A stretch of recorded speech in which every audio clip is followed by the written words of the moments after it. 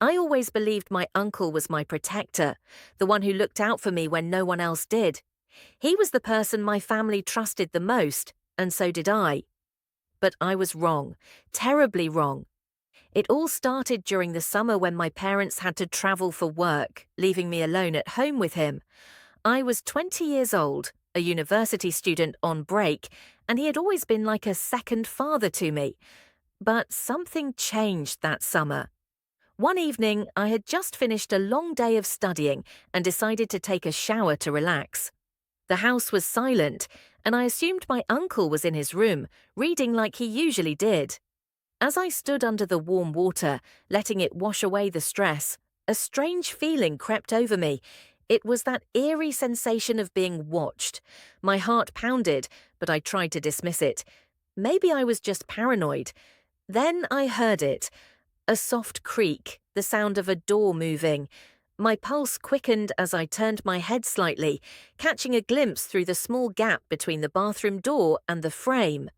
A shadow stood just outside. I froze, my breath hitching in my throat. For a few seconds, I told myself it was nothing. Maybe he had just walked past. But then the shadow didn't move. It stayed. Panic surged through me. I quickly turned off the shower, wrapping a towel around myself. I tried to steady my breathing, but fear gripped me. I knew I had to confront him, to make sure I wasn't imagining things.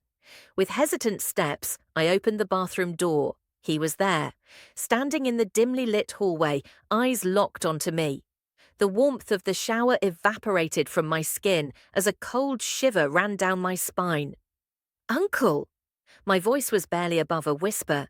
His expression was unreadable, but there was something dark in his eyes, something that sent alarms ringing through my mind. He took a step closer, and I instinctively stepped back. The air between us grew heavy, suffocating. My instincts screamed at me to run, to get away, but my feet wouldn't move. "I was just checking if you were okay," he finally said, his voice too calm, too rehearsed.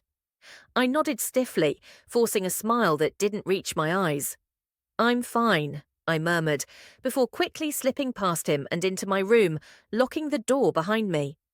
My heart pounded so violently I thought it would burst. That night I barely slept. My mind replayed the moment over and over, analysing every detail.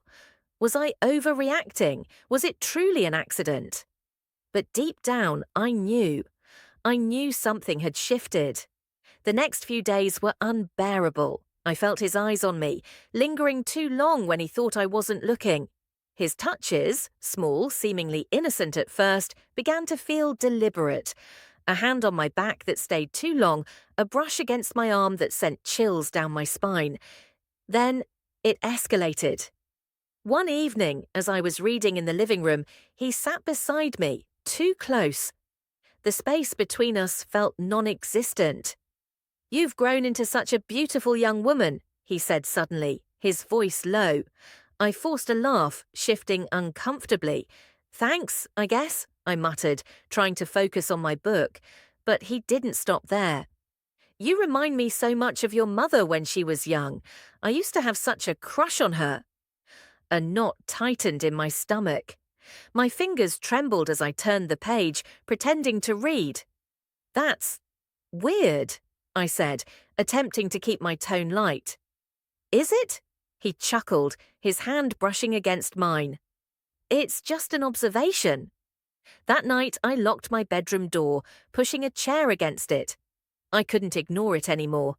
This was real, and I was trapped. Days passed, and his behavior became more obvious.